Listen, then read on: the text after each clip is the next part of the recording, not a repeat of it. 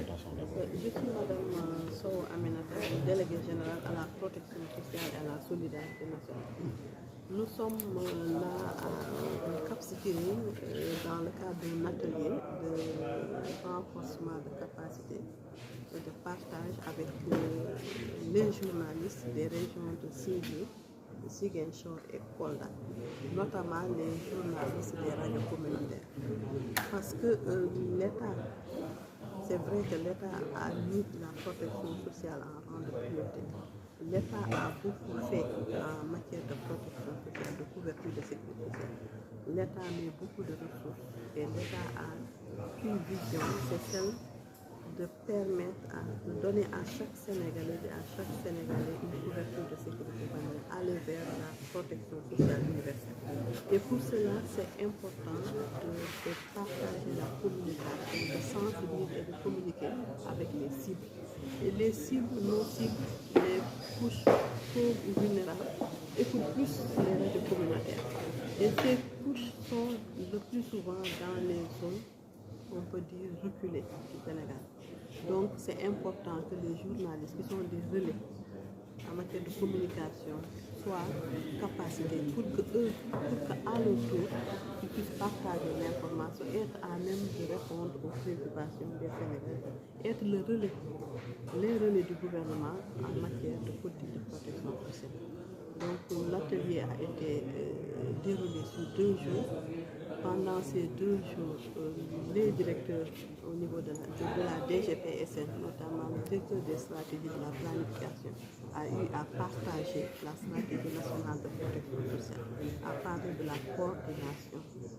Le directeur de la gestion des projets et programmes de filets sociaux également a partagé sur le programme national de protection.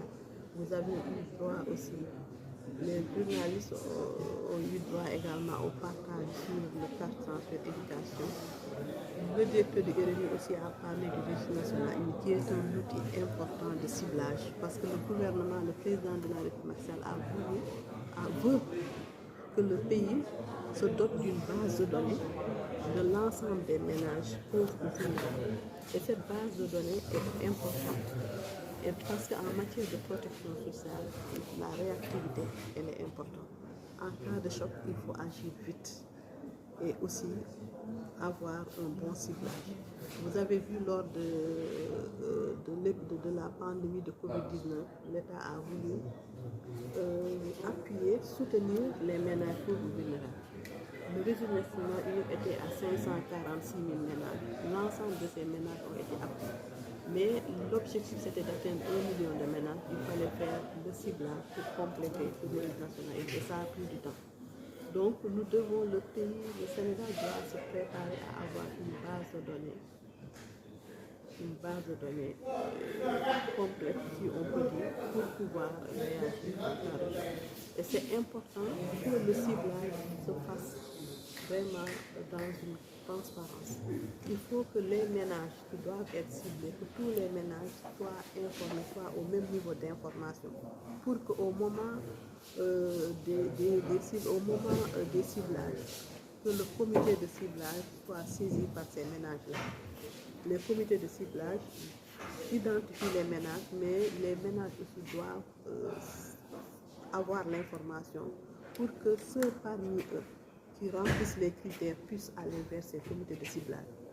Parce qu'on sait, ce n'est pas un secret, que dans le programme national de l'UNICEF, on dit souvent qu'il y a des ménages qui sont dans ce programme, alors qu'il y a d'autres qui sont les plus méritants, qui remplissent plus les critères qui ne sont pas. Et ce que j'ai l'habitude de dire, s'il y a ce problème-là, la faute incombe aux communautés. Parce que le ciblage ne se fait pas au niveau central. Le ciblage se fait au niveau déconcentré par les communautés qui choisissent entre elles quels sont les ménages qui remplissent les conditions.